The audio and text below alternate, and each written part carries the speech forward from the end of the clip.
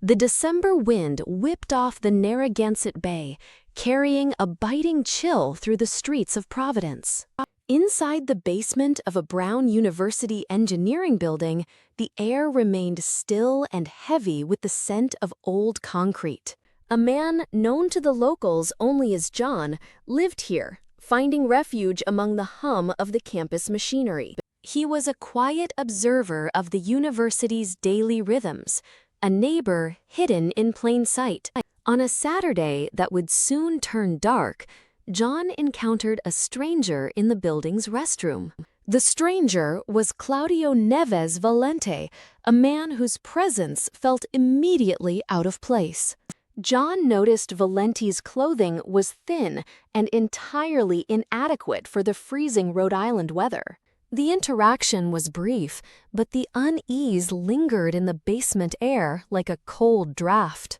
Later that day, John stepped outside and saw a gray Nissan with Florida license plates idling near the curb. He watched as Valente used a key fob to open the car, only to hesitate and back away abruptly.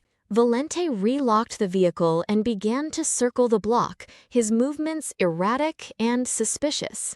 John, fueled by a sense of stewardship for his community, called out to the man. "Your car is back there. Why are you circling the block?" John shouted across the pavement.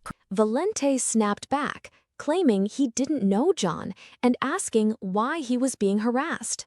Within 48 hours, the peace of the Ivy League campus was shattered by gunfire. 2 students at Brown University were neutralized, their lives cut short in a senseless act of violence. The tragedy expanded to the Massachusetts Institute of Technology, where a professor was gunned down 2 days later. Investigators in Providence and Cambridge scrambled, sorting through hundreds of tips that led to dead ends. John sat in the quiet of his basement home, scrolling through the news on Reddit. He saw the images of the suspect and felt a jolt of recognition that chilled him more than the winter air. "I'm being dead serious," John typed into a Reddit post, detailing the gray Nissan and the Florida plates. He described the encounter in the bathroom and the inappropriate clothing Valente had worn. When John finally sat down with the police, his testimony acted as the key that turned the lock. Rhode Island Attorney General Peter Nerona stood at a podium on Thursday evening to deliver the news. "He blew this case right open," Nerona told the gathered reporters, praising the man from the basement. Josh Estrella, the communications director, noted that John's tip was far and above the most helpful of all received. While the city mourned, a sense of relief began to settle over the neighborhood of Burnside Park. A man named Frank, who knew John from the local church services, spoke of his friend's quiet heroism. "He is the reason they caught the guy," Frank said, hoping his friend would receive the promised reward. Providence Mayor Brett Smiley took up the cause, writing a formal request to FBI Director Kash Patel. The mayor urged the federal government to grant John the full $50,000 reward for his bravery.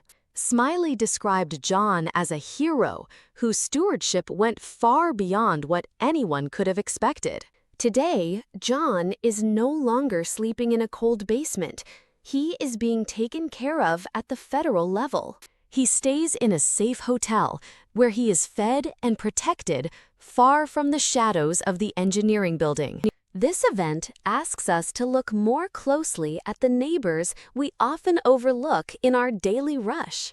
It reminds us that the eyes of a stranger might be the very ones watching over our safety. In the heart of Providence, a man with no home of his own ensured that others could return to theirs safely. The story of John remains etched in the gratitude of a city that was saved by a man in the basement. As the sun sets over Rhode Island, the quiet hero of Brown University finally finds a night of peaceful rest. A single light burns in a hotel window, a silent testament to a neighbor who did the right thing. If you want to hear vivid stories from the U.S. every day, please subscribe and like.